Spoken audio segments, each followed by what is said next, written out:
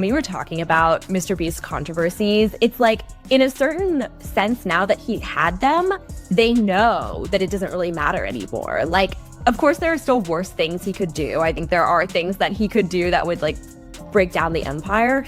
But I do think that these companies and these brands have realized over the past, like, 5 years in particular, that the longevity of the influencer does not depend on how bad the controversy gets. Like, I imagine that the lesson from Logan Paul, for example, was like, oh yeah, at a certain point after the Suicide Forest video, it seemed like Logan would never make money again. But the reality is that he makes exponentially more money now than he did before, during, or after that controversy. So it's like, in a weird way, I think that the brands almost push the creators more than the audience even pushes the creator. I think cancellation in general when it comes to these style of influencers is now a myth. I don't think an influencer outside of an extreme grooming or sexual assault scandal can't bump back from any sort of controversy at this point. You know, Trisha Paytas is doing better than she's ever done before. Jeffree Star is still thriving. Dr. Disrespect still exists. Oh, Guy Beam is he's doing photo shoots and thriving with his weird audience. Because you can't be really canceled anymore, because you find all it takes is a weird niche audience that can fund your content for a really long time. You don't really need to go mainstream. You know, the Guy Beam, I'm not calling him the Doc, I refuse, is never going to hit that same level that he hit in the, pre-2020 TwitchCon era. He's now sort of cemented himself as an anti-cancel culture warrior. And the audience that's fallen for it is willing to give him enough that he can survive. Influencers don't need to be for everyone anymore. They can just sort of find their micro niche and thrive in a way that really didn't work just 5 years ago. MrBeast was once seen as YouTube's untouchable golden boy, the creator who turned generosity into entertainment, massive giveaways, charity projects, and viral stunts made him feel less like a YouTuber and more like a real-life superhero for years. That image worked. He was always smiling, always giving, and always presenting wealth as something fun and harmless. But then Beastland entered the picture, and suddenly that image started to crack instead of reinforcing his reputation. Beastland raised questions. MrBeast no longer looked like the passionate creator pushing creative limits.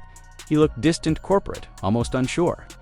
Announcing a massive, fan-focused project in one of the most controlled countries in the world made people wonder if he still understood what his audience actually values. At first glance, Beastland looked exciting. Bright colors, oversized props, and a setting that felt like one of his thumbnails. Brought to life, it was classic MrBeast branding. But the longer people looked, the more artificial it felt. The excitement faded quickly, and what once looked like a fan paradise began to feel more like a promotional display.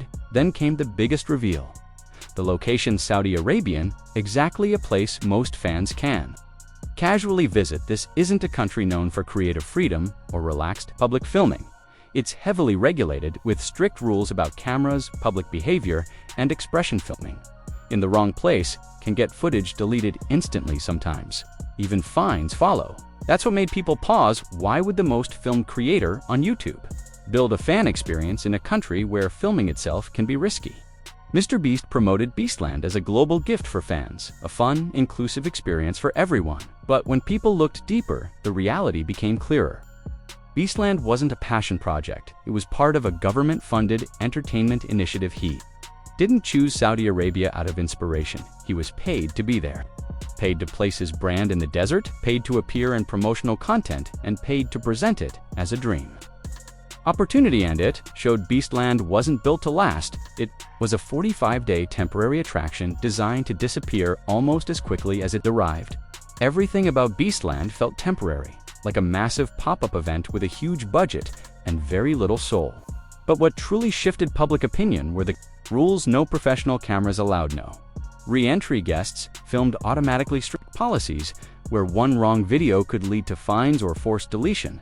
That felt strange. MrBeast built his career on filming everything, yet created a fan experience where filming was heavily restrictions.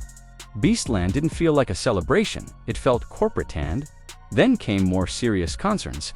Building a temporary park in the desert requires massive labor. The region has faced long-standing Over worker conditions, long hours, extreme heat, and low pay, so people began asking uncomfortably questions.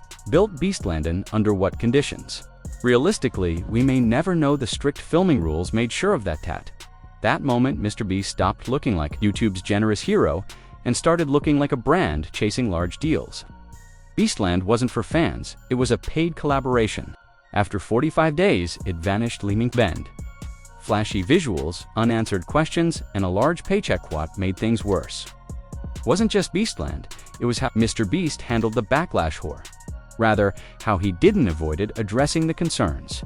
No real discussion about filming restrictions, no response to labor questions, no explanation of the ethical implications. Instead, promotional clips kept coming, as if ignoring the criticism would make it disappear. That silence changed how people see him. The creator who once felt spontaneous and generous now feels calculated, strategic, more CEO than YouTuber. His empire keeps expanding. Food brands, delivery apps, AI tools, business partnerships. He isn't declining, but he is changing. His videos still break records, yet the emotional connection feels weaker. When Beastland news broke, the internet didn't react with excitement, it reacted with confusion. Viewer summed it up perfectly. A MrBeast theme park isn't needed. What would the attractions? Even One really had an answer. Another joked, people will expect him to show up and give away millions on. Someone else said something much darker. The stories about worker treatment that come from this will be awful, but not surprising. That comment stuck because many fear it might be true. Others were more blunt.